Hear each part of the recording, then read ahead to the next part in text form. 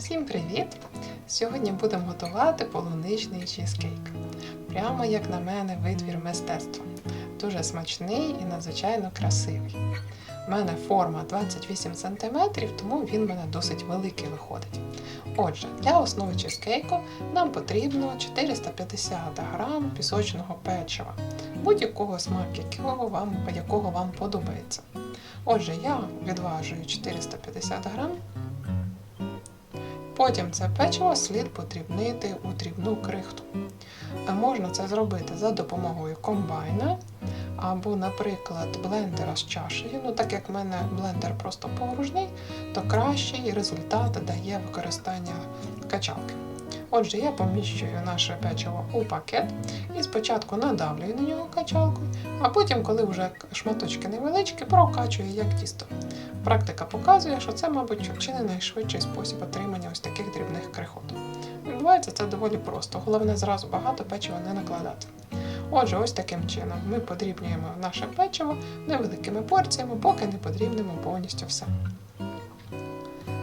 І ось так знову завантажую наступну порцію і так далі. Ось я вже все печиво подрібнила.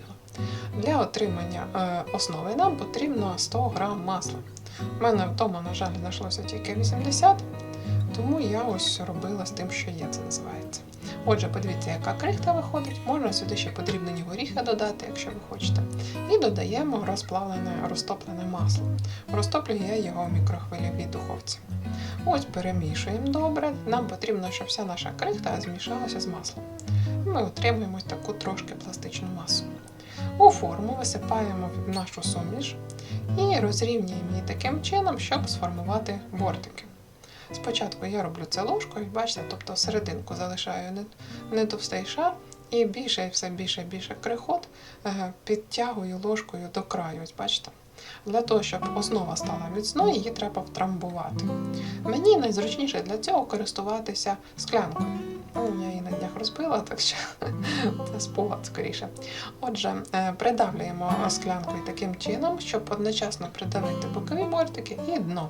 Утрамбовуємо досить добре, і наша основа для чизкейку готова. Тепер нам потрібно приготувати начинку. Так як це чизкейк, то ми використовуємо сир творожний. Це взагалі найкращий спосіб накормити дітей творожним сиром, коли вони так не хочуть його їсти. У мене велика форма, тому в мене йде аж 800 г кисломолочного сиру. Так як це полуничний чизкейк, то я додаю звичайну полуницю. Ось таку дрібненьку полуничку. У нас вже сезон полуниці відходить, тому ось така вже з'являється в продажі. Я декілька крупніших полуничок залишила для прикрашання нашого чизкейку потім. Отже, відбираємо десь приблизно, як ви бачите, в мене вийшло 200 г полуниці. Додаємо до творожного сиру, що ми вже відважили.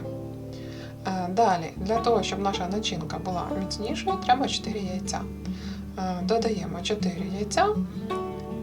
І так як я брала творожний сир обезжирений, то я додаю ще сметану. Якщо ви берете жирний сир, то сметану можна не додавати.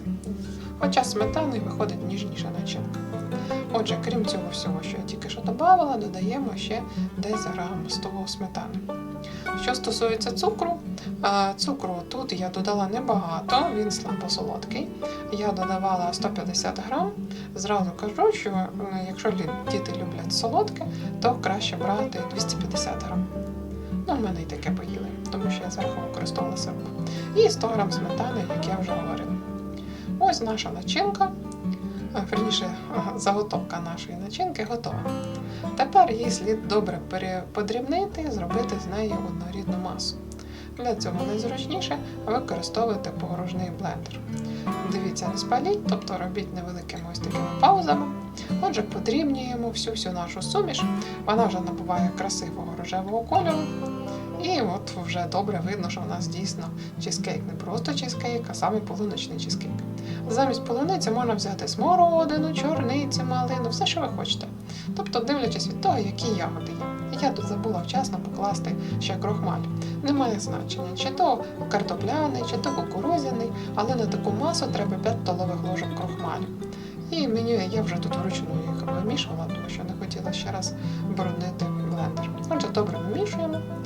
І ось наша начинка готова.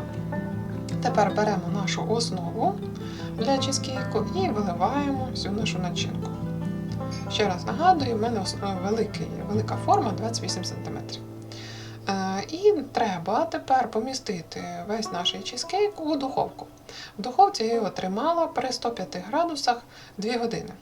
Про всяк випадок я краї, ось бачите, я вже знімаю, обкрутила фольгою, щоб не протекло. Краї чизкейку я трішки завертаю зверху на саму начинку. Чизкейк після того, як він побув у духовці і вихолонув, я поклала на ніч у холодильник. І тепер прикрашаю. Що стосується холодильника, тут теж цікава історія. Вночі зіпсувався, згорів бар'єр, тому серединка чизкейка не до кінця захолола. Ви можете побачити, що він такий трохи кремоподібний. Насправді він виходить досить таки міцненьким. Отже, розкладаємо наші полунички. Найгарніше виглядає, коли їх четвертинками, половинками порізати. У мене була ще м'ята. Я викладаю ще її невеликим шаром для краси. І знову шматочки полунички. Полуничка без цукру, тому всю цю красу краще полити чимось солодким, будь-яким сиропом, який у вас є вдома. Можна медом, якщо діти таке люблять, або ви полюбляєте. Я в цьому році робила 2 види сиропу, це з бузини. Я його використала і трошечки пізніше, як ви бачите, багато там м'яти на задньому плані. Да? Я ще готувала м'ятний сироп. Дуже смачний вийшов. Теж планую додати відео про цей м'ятний сироп. Отже, поливаємо нашу полуничку ось таким сиропом. Подивіться вже, яка краса виходить. Ну, просто шкода було різати. І ось він вже на вікні. Діти бігають і просять, коли вже будемо різати. А мама фотографує. Да. Ютуб потребує жертв. Ось такий він гарний виходить. З полуничним смаком, зверху з полуничками. Ну, це, бачите, на розрізі кремоподібна структура, трошки міцніша вона буде, якщо повністю захолоне чизкейк у холодильнику. А нам такого вистачає на 3 дні всій родині з 4 чоловік їсти вранці, обід і ввечері по шматочку. Отже, всім смачного, підписуйтесь, приєднуйтесь, буду рада. Всім до побачення!